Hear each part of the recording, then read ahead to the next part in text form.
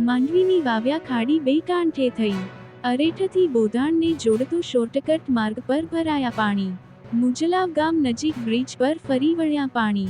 Bridge પર પાણી ફરી વળતા અવર જવર માટે માર્ગ બંધ.